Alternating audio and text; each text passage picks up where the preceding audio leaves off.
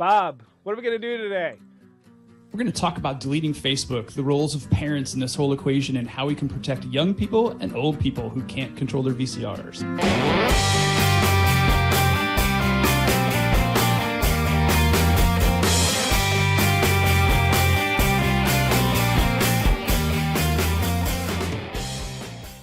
Good morning and welcome to another special episode of the Bob and Kevin Show, mostly because we still can't live stream, but that's another story. I'm Bob and the other dude is Kevin, and today we're talking Facebook, privacy, and deleting accounts, and just slowly stepping away from that dumpster fire. So get your tinfoil hats at the ready, because here we go. All right, Bob. So this topic just kind of came out of nowhere for me. I'm a Facebook user. You're a Facebook user, is that correct? I'm a much more active Facebook user than you, for the record. Yes, and I think, gosh, when did I join? It's probably only in like 2010 or 11. I say only, it's still many years ago. When do you remember when you joined? Way back, man. I'm OG. The OG. So back in the day, it used to be. I went to school with Zuckerberg. I was on the original Bookface. I don't believe you. But, so back in the day, mid 2000s, it was MySpace, right? And then we had. Did you have a MySpace page? Oh gosh, yes. In fact, I had one in the military. In the military, that was one of the first things that the military started yelling at us about, saying, "Hey, wait a second, you guys are disclosing operational information on there. Please, well, not please. You will stop using MySpace." And then. I think my wife was in college at the time, and she told me about this thing called Facebook, but it was only if you had a .edu. Because that's when it was the Book of Faces still. Yes, so definitely some history there. But now this might sound weird, but to me, Facebook is supposed to be a walled garden of sorts, where you have kind of a private area, which is the meat and potatoes, and you can have a public thing, but that's kind of like Where's the private walled garden? Let me contrast against Twitter. Twitter is fundamentally public, where there's very little private, where Facebook is, the main intent is meant to be private interactions between your friends and very little public, unless you opt into it, supposedly. Right. So in theory, on Twitter, everyone's tweets go into a single feed that could be viewed at twitter.com. But in Facebook, you pick and choose your friends, and if you never post publicly, then only your friends would see those posts. Yeah, exactly. And I know walled garden may be a kind of a weird metaphor, but that's the way I'm kind of looking at it, where you've got, implicitly, when somebody signs up, their intention is to go find some friends, stay connected, because we also had a weird website. It was like classmates.com or something like that, where here comes my 10-year anniversary for high school, and I'm getting this weird invite from this weird website. And then Facebook kind of solved a lot of that by consolidating all of that. But I don't ever recall opting into Facebook kind of shopping me around, and that's kind of how I feel. Right, but you had a really great quote the other day. You said, and I don't think it was your quote, it was somebody else's quote, right? About if the cost of the product is free, you're not a customer, you are the product. Yeah, that was Tim Cook from Apple. And full disclosure, we hate on Apple all the time, but it's like lovingly hate. I mean, I own a ton of Apple products and whatnot, but right, but you're a smart guy, right? I mean, I agree that you're a smart guy. And so you went into Facebook thinking that since you didn't opt into something, that you were protected. Correct. Like, well, let's get at the definition of protected. What is that? What did that mean to you? Because obviously it means something different today, but what did it mean to you back then? Well, Zuckerberg has a famous interview, and I will cue that up here at some point, where he said that you, the user, own your data, not Facebook. We are here to facilitate connections, and you own your data. So to me, owning my data means just that. It means I'm in control of it. And I think I want to walk you right into a trap, if you don't mind. And I've got a series of questions. So you and I both downloaded our profile, or basically what Facebook has on it. Because we own our data, so we were able to download it. So question for you, Bob. Now that you've downloaded and looked at it, would you willingly re-upload that file to a public server for anyone to download. Don't need to. It's already out there. In what way? That information is that giving me a snapshot of what Facebook already has and shares or sells to the highest bidder already. Okay, but would you upload that zip file right now so that anyone can just go out and download it? Actually, when I looked at mine looked a hell of a lot better than yours did. So I was pretty proud of myself. Did pat myself on the back for that. No, obviously I would not willingly upload that. All right. But, I'm painting you willingly. Right, but I did willingly enter a contract with Facebook knowing that nothing in that report shocked me. Okay. Nothing. So you'd rather not have some of that information shared freely, because you can start doing social engineering on Bob. Here's his birth date, here's his email. I can start, I have people open up credit cards in my name, like on a regular basis, and it really irritates me, and I have to. That has never happened to me. How does that happen to you? I've gotten many of those letters in the mail saying, sorry, the Veterans Affairs Administration's accidentally leaked your data, or LinkedIn leaked your data, and people have pieced enough together that I'm out there somewhere where you can be me if you want to. So here's a tip. If you have really, really shitty credit rating, say perhaps maybe you ran your own business for a while that failed, people will never try to open a credit account in your name because it's just a ridiculous waste of their time. All right. Back to trapping you here. So since you wouldn't upload that file just for anyone to use, what if I said, Bob, let's take away your personally identifiable information, so your name, maybe your birthday, whatever those fields are. We call that PII in the business. All right. So if we take away those pieces, would you mind uploading that? No, I still would never willingly put it back up there. So why, Bob, do we trust Facebook to do all that for us? Because they provide us something in return. Correct. The same reason why we trust Google, same reason why we trust Microsoft, same reason why we trust fill in the blank of big, giant. I stole a quote from somebody a couple weeks ago, too. Data is the new oil. I have no idea who said it first, but that's the new currency. That is the new mineable, renewable energy source. All right. So now that you're clearly on the path that my ambush is on here, we have a law here in America called COPPA. Are you familiar with COPPA? I am not. So it means that if you're under 13, if you sign up for any service or whatnot, and Facebook or Google knowingly know that, they must immediately remove your account or face a $40,000 per instance per person thing. Yes. So I was aware of the spirit of is it a law? Yes, it is. Oh gosh. But I just didn't know what it was called. Yeah, in fact, if you have an open just register and sign up here and you don't have an age verification thing, you are at risk of violating this law. If a kid were to sign up and somehow somebody in your company knows that this is a kid, and doesn't do anything about it. So the Pied Piper guys fell victim to that in season 3, I believe. Exactly. Very good Silicon Valley reference there. Okay. So there becomes a loophole, I would say, because once you my kids all signed up before they were 13. Okay. Well, hold on. I'm running the trap. So when you become 13, Facebook is free and clear. YouTube, Google, they're like, hey, this person is 13. We had an age gate or whatever to prove it, because Google actually has an age gate. I had to face that with one of my kids. And so from 13 to 17, you're still a minor. So if I sign up and I am 14 years old with Facebook, and now Facebook starts shopping me around, are you okay? And you're a bit more liberal.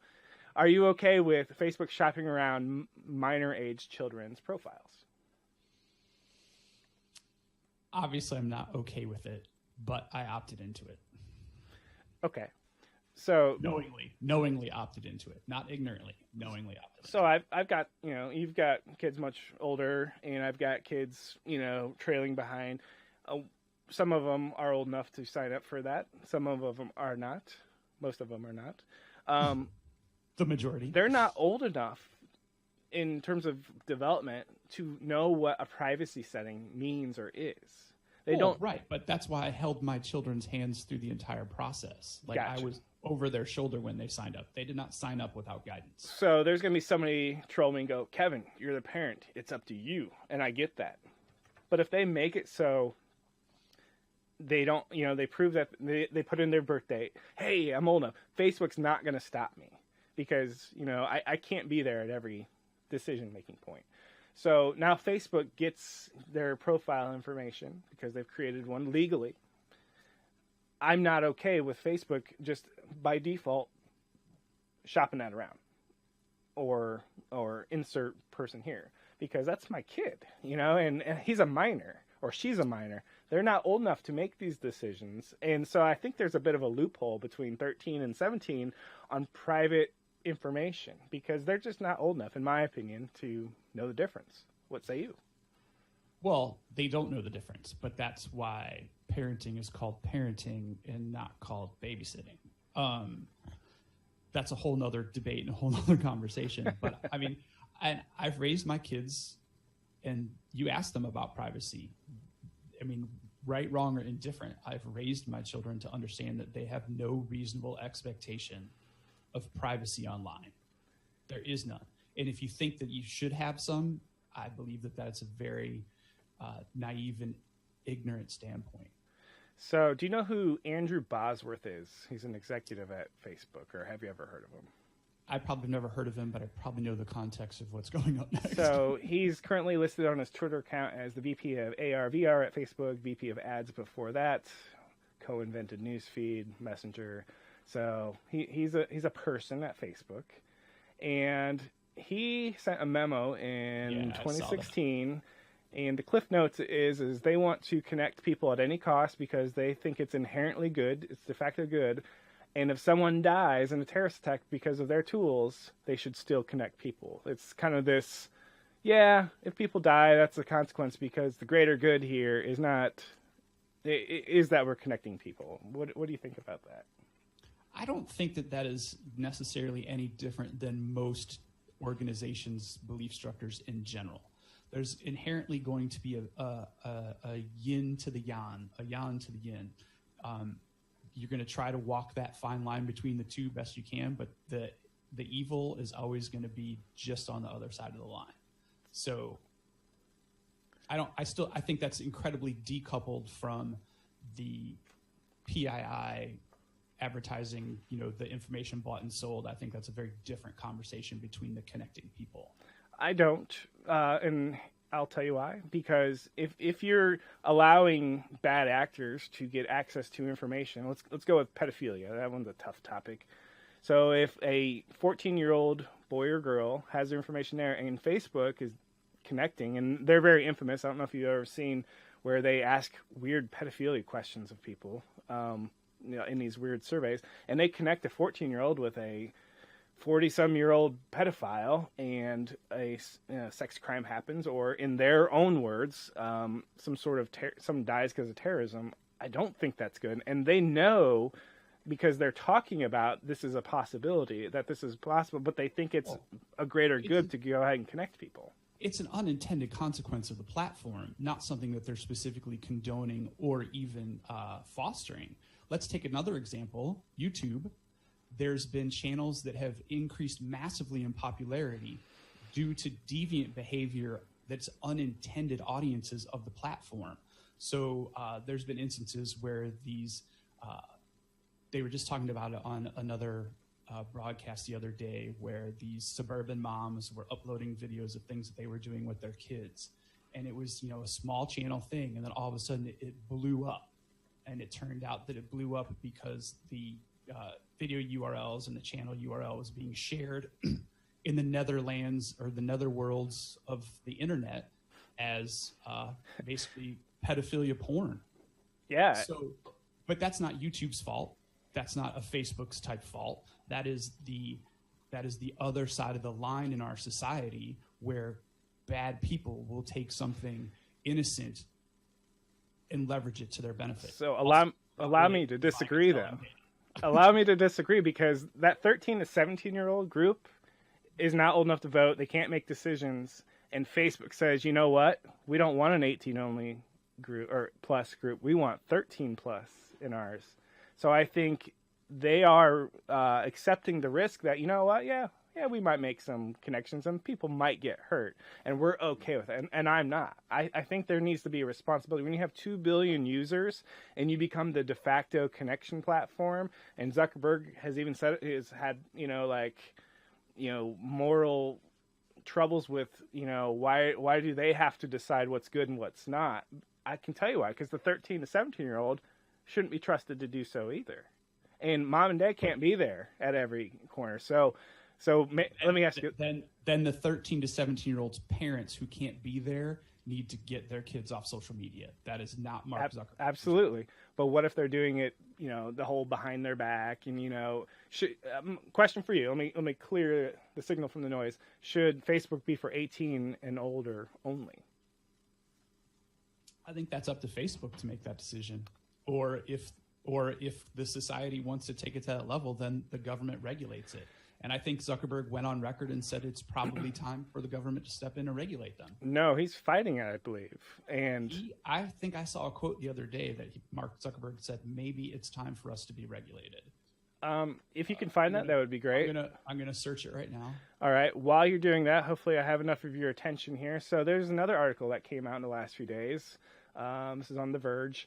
But basically, it's internal memos of Facebook basically saying, guys, we have leaks, which they don't like, but they are looking to find the whistleblowers because people in the company are saying, hey, guys, we're doing some morally reprehensible things with this information here, and we shouldn't be doing this, or they're leaking it to the press.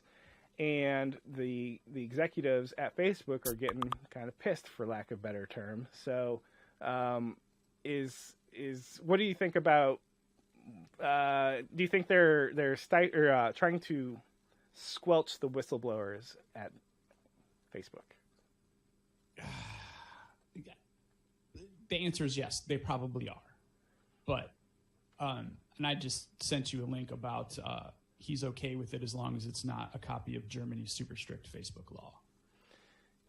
Well, that's, as long as you put a caveat there and that's subjective, it's really kind of an empty promise, isn't it?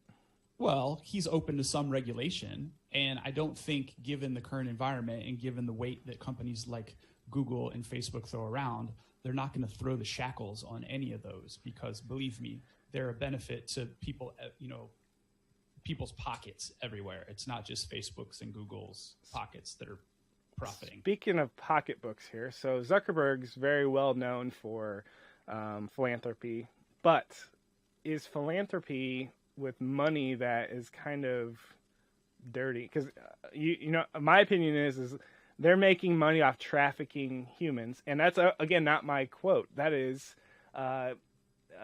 Tim Cook of Apple's quote, where he thinks that Facebook's business model is on the backs of selling people's private information.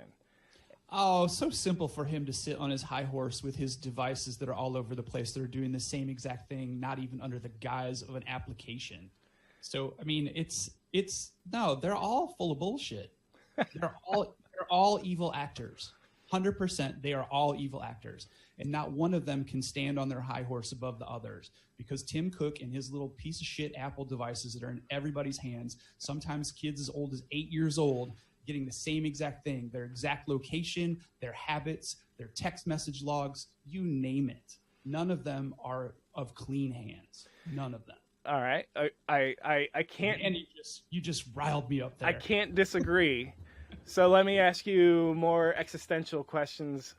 Should there be more regulation or some sort of control at the user? Do you control your privacy information or your private information, or is that fair game? No, I do not control my own private information. Do you think it should be? I have a web browser open right now. All my private information is controlled by somebody else. So do I think it should be? All right, here's the $10 million question. Would you, as a consumer, willingly pay for any of these services? And if so, how many and how much? Because if we're not paying for them, the only way we're paying the toll is with our data. And the answer is I did until I looked at what Facebook is pulling on me. So the two things that really upset me on when I looked at my downloaded information. Facebook is scanning my mobile device for all the apps that I'm using. I didn't believe I opted in. That's spying on me. No longer are we just connecting friends and here's an ad once in a while. You're spying on me. Well, and that's mostly because they have handshake agreements, or bigger than handshake agreements, probably financial agreements with the distributors and the manufacturers of those applications to share information. Well, I think it's simpler now. I think it's just Android, because it doesn't happen on iPhone, but Android allows you to see, well, what else is installed on the operating system. And that really irritates me. They also know every little Chrome extension that I use in Chrome. At no point did I say, yes, you can scan my devices and build this dossier on me. Now, I get when I like something. I'm pretty sure when you checked that box with that agree next to it, you agreed to that. Guaranteed you agreed to that. Well, possibly, but not knowingly, but you did. In a court of law, you agreed to it. I'll meet you there. But I also, when I signed up, I'm certain Chrome extensions didn't exist like they today. And right. That's why each one of them has that terms. We reserve the right to say, screw you. We're going to do whatever we want anyway. And if you don't like it, delete my Facebook. Which takes me to my next point. I'm deleting my Facebook this week, and it's going to be looked at by people. Oh, you're being dramatic, Kevin. Why are you going to do this? But when I went to research to delete my dang Facebook account, I came here to my general account settings and manage my account, request account deletion. That looks like what I want to click on if I don't read these word for words, right? Nope, it's like after you die. This is only after you die. And this next part is deactivate your account. Okay, this must be what I'm looking for, right? I want to be able to deactivate my account. Nope, that's not it either, because this doesn't actually delete it. So what you have to do is you have to either find it or come here to this screen. This is a totally different screen to actually delete your account. And then when I clicked on here, I'm like, okay, there's a little thing. Okay, learn more. It takes up to 90 days from the beginning of the deletion process to actually delete your stuff. And how long did it take to package your data and send it to you? Less than 5 minutes. Correct. So the deletion of your account should take less than 5 minutes because it's the same exact SQL queries, just with deletes instead of gets. And of course, they warn you that if you ever send a message to anyone, they'll still see your message on the other side because of, we know foreign key constraints. I get the technical reason, but I don't own my data at that point. You're like, well, we got to keep it here so we don't hurt Timmy over here who used to chat with you and whatnot. I'm like, okay. So I can't really, and I had no expectation that once I put something on the internet that I actually can remove it. But I also feel that the way they're kind of to get to your delete account is kind of this winding road of, well, we don't really want you to, and we'll you sure you want to cancel? We'll give you 3 months free. It just feels like, the latest whatever club, that you're trying to cancel, throws this offer in front of you real quick. The reason is because they're selling me. They're selling my profile. They don't have anything to offer. So the other thing that really bothered me on my download was I had a list of 50 advertisers that have my contact information. Again, I don't remember saying anywhere yeah, just go ahead and share this with whoever, waves some money, because I didn't get paid for that. Now, to your point, I did get compensated because I get to use Facebook. I get that. But I don't have to play this game anymore, and I'm not going to. That's why I'm deleting my account. Okay, so point of levity first, and then I'll get to my next question about that. Have you seen the video, if people left parties the way they leave Facebook? No, but I'm going to guess it's going to make me look silly. It's not. But the fact that you said in your post not to be dramatic, but it's dramatic. Go ahead and seek that out. So my next question is though, what is it other than a protest acknowledgement? What is it that you are preventing? Are you preventing anything by deleting your account? If Facebook ever gets hacked, I guess we're all just screwed because foreign governments will have person-by-person dossiers on how to, do whatever they want with us, extort us, for instance. So it's my assumption that that data is already out in the wild past Facebook already, so getting hacked is irrelevant. My question to you is because you delete your account and you're pulling that data out of the system as of the moment that you click that delete button. It's already out there. There's archives, there's backups, there's tape, there's everything. That data has already been bought and sold. Your information is already in everyone else's systems. They have a profile of your behavior that matches a bunch of people in your age, geographic, and racial demographic. Bob, I hate it when you're right. So what I can do is I can turn off the spigot. I can say, you know what? You've got me until age 40. After that, 2 double number ones, and I won't put it on camera. I almost did. Because you're right. And I like to think I am smart enough, not naive. Let's translate that to not naive enough to think that when I delete my Facebook, I'm actually deleted off Facebook. But it also means that people can't contact me that way. That means and I think that's admirable. I mean, to say that, like, I'm going to put a stop to it. There's part of me that it's very defeatist that I say, you know what, it's already out there. That's okay. And I'm justifying it with myself by saying I get something out of the arrangement. Is the cost worth the benefit? Yet to be determined, but I'm already playing by the rules and I might as well just keep playing the game. I don't know if that's very admirable or upright. Well, it's value proposition, and it's different for everyone. So my value proposition is hey, for what I get out of Facebook, is it worth me paying my private information? And quite frankly, I don't use Facebook anymore because it's nothing but politics. And, I probably wouldn't be as all uppity about this if we didn't have these like Russian troll affecting the election through this ad algorithm kind of controversy. That was kind of like the fuse that was lit because we're being played. And so is Facebook. And when I read memos that they say, well, you know what? It's worth it. Any cost. Connect people at any cost. People may die, but it's worth it. I'm just like, whoa.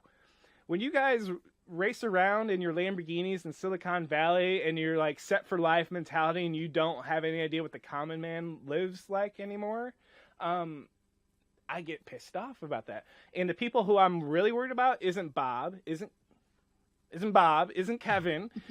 It is these senior citizens that we said, hey, mom, dad, grandma, get on Facebook so we can stay connected, that we convinced to get on this platform.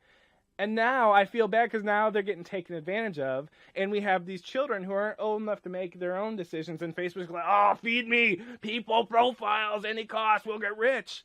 That's I get disgusted. And that's where I'm at. And yes, I know my information's out there, but I can stop it. I can be like, okay, you got me to a point. Yeah, good on you. Yeah, it was a good time. Value proposition has now tipped where I no longer find Facebook to be valuable for me. So are you going to pull your kids off social media too? No, because when none of my kids have Facebook at this point. One of my kids has several successful Instagram accounts, which is a Facebook property. And another one or a couple of them are on YouTube. So it is a value proposition in every case. So I won't come at you with a hard, fast, black and white binary rule. But I will tell you, Facebook has lost my trust. And when my kids are 18, they can make whatever decisions they want. But from 13 to 17, guess who gets to help make that decision? This guy. Right, but we're picking on the blue and white here. And they're not the only ones that are in this game. And they're not the only ones doing this exact thing. Correct. Like YouTube is doing that exact thing. Did you read that Snapchat is actually going to open up their network to the exact Facebook model where third-party applications are going to be able to come in and share that data all back and forth too? I did, because I also believe if you're in the social media game, or maybe we'll qualify that with if you're in the freemium or the we don't take money from people game, just like Tim Cook says, guess what? You're the product. And that's why I don't use it isn't why I don't use Snapchat, because I'm 40, because the cool kids use Snapchat. I don't. Old people. I use Snapchat. In a strange, you're cool and I'm not. In a strange twist of fate, Facebook used to be for young people. Now it's only for old people. Most young people that I talk to, they're like, Facebook's for old people, Dad. It's because young people are smart. Well, and Facebook's like, yes, so what? Because the old people got what? They got money, which means advertising, So I get all that. And so All right, so let's flip the script just a little bit, because we've been talking about the users, the pawns, the data mined people of the social media platforms being taken advantage of. What about people like us as a show who use social media to promote our show? Oh, man. And sometimes run ad campaigns and use that data to isolate certain demographics, locations, and age groups to promote our businesses. What about the advertisers? Where do they come into play? Ooh. Because we're actually getting a benefit that we're paying for of this dirty data. Okay, gotcha. So are we hypocrites is the question. Kind of, yeah.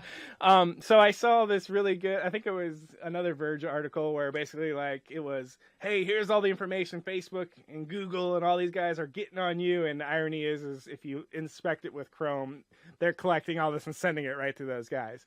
So yeah, it's a value prop. That's why I think it's an individual thing. I'm opting out of Facebook because I don't like that. So for us, we don't monetize, but it's not to say we wouldn't monetize. And there's where YouTube's value proposition is too. So as a YouTube user, you are basically opting in to advertising revenue, and they do build a profile on you, so they can target you. And that is that value proposition based on that user and whatnot. So is it dirty money? I don't know. Right now, I know that Facebook has what I would say a toxic culture in terms of treating their users like cattle. I think that's kind of how I feel. YouTube probably is the same thing. Would I like to do advertising money with YouTube? Probably. What would I rather do? I'd rather have a real advertiser that doesn't come from YouTube, that somebody wants to sponsor my show because we have eyeballs. Which is against their terms of service until you reach a certain level. Yes. You can't burn in ads into your broadcasts. Yes. And we're probably going to get flagged because I said burn in ads. Well, YouTube already hates us, so whatever. So it's a slippery slope. How about that? Yes. I'll cop out. 100% agreed. And it's kind of like who's getting the benefit. It changes the perspective and how your lenses are adjusted as well. In this vein, and not to get too far off the trail, what really bothers me is I'll go on Amazon, look around, kick the tires, but not buy it. And then I'll go on an unrelated site and I see that thing that I was kicking the tires on. And that just bothers me because I know that there's some confederation of infrastructure that is tracking me. Well, no, yeah, retargeting's been around. I was involved in retargeting campaigns for a friend of mine probably almost 20 years ago now. And retargeting's been around forever. And it's cool for everyone involved except for the cattle, which is us. Because when I go to Amazon and I want to buy something, I'm not expecting anything free here, guys. I have money. I want to pay. So it isn't the same where I'm using Amazon because I get a free service. Now, you may reason, well, their services are cheaper because they can retarget to you. And yeah, whatever. But I don't have to like being a stream of data that gets passed around. And when they keep saying it's anonymous, really, it's not so anonymous if you can retarget me that accurately. You know, it's and they can triangulate you. I mean, that anonymity goes away really quick with triangulation. Absolutely. I think I read many years ago, like 10 years ago, based on just your browser configuration, your user agent, what plugins you have, all information you can pull out as headers, you have like a 1 in 1 million thumbprint. So that's part of how they can figure out who you are. It's how the law enforcement can figure out where you've been, besides your IP address. They can do a profile of your browser fingerprint. So scary stuff. It's only going to get worse, especially if there's going to be no regulation. I don't know what regulation would look like anyway, but I'm pretty sure NRA, you're going to have some competition for them dollars because people, when this does become a thing, politicians are going to have to be bought and paid, or at least their opinions are, I guarantee that's already happening. The lobby for social media is already in existence because they wouldn't be getting away with this much, this long. So yeah. So I'm going to get rid of Facebook. It's going to be an act of futility. It's a protest. It's like a protest vote in the election. And that's perfectly fine. I totally get that. Let me ask you this. Is it hypocritical of us, we're web developers, to use like the Google Analytics code, because every client under the sun wants analytics. I don't know if it's hypocritical, but that Google Analytics code, even though I'm not a very good developer, I've done way more data collection than just that.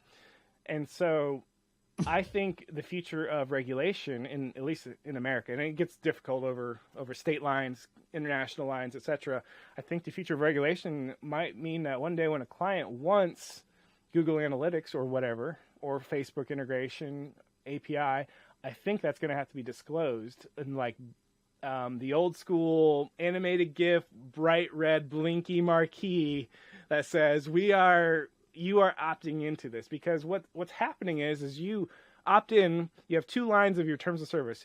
Don't be a dick. That was the terms of service on day one. And now, 3 years later, it's this long, written by 12 lawyers, and actually it says don't be a dick and we can change this at any time. And that's the only time you opt in, and then they're allowed to do whatever they want. And I think that has to change. I think there has to be some sort of, wait a second, there's a fundamental change here. You are now collecting things on people, and you didn't do that. So you need to now have a re-opt-in or something to that effect. And a lot of people will just click it to clear the screen. I get that. But I've gotten emails lately, more so lately, saying, our terms of service have changed. But I don't ever read how they changed. I don't either. I'm just as guilty. But what I'm getting at, maybe that's where it needs to be, where it can't just be a email that's, guess what? Here's the lead. Let's bury it with 6 paragraphs of filler. But the lead is right here. At some point, I think the lead has to be, you have to take an action. You can't just say, we changed it, right.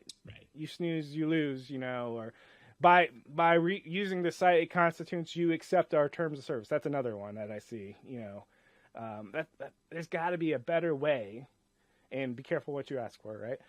But there's got to be a better way here to protect people. And I don't necessarily need to be as protected as, nor do you, but it's the 13 to 17-year-olds who, it's a gray area, and it's the seniors who can't remember how to change their VCR clock when it's 12, when the power goes out, and somehow we expect them to understand all these legal nuances and opt into these legally binding contracts where they can basically sell you, and these elderly people have no idea. So I'll pick on the elderly and the young. There you go. Well, picking on them to protect them. Yes, in a good way, in a loving way of who's looking out for them, and do we extend who's looking out for them to who's looking out for all of us? So, all right, Bob. Final words on Facebook. I'm in the game. I'll keep playing. All right. I will dramatically leave the party very soon. All right. Good show. We'll do this again next time. Bring the lightning.